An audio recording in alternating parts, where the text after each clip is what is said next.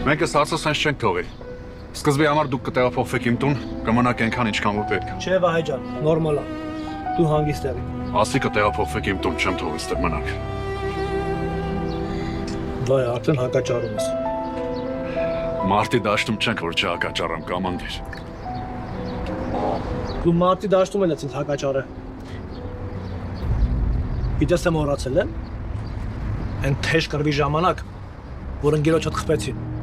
Ասիր պարոն գնդապետ, գնում եմ ընկերոջս բերեմ։ Ասացի արդեն ուշ է։ Բայց դու չլսեցիր։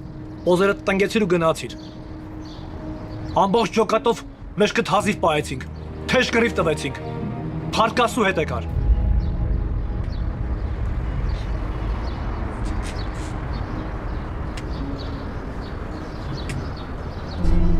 Պատերազմի օրերին ու մինչև հիմա դրա մասին չեմ խոսացել, բայց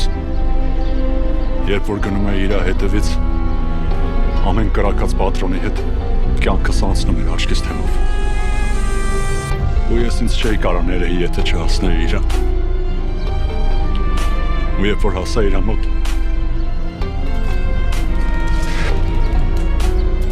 Վահագը մի պահ աչքերը բացեց։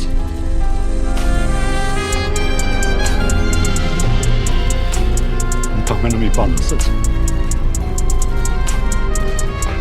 Ասեց ես գիտեի, որ դու կգասու։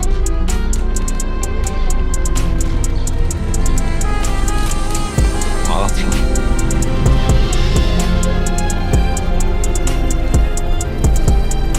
Հենց որ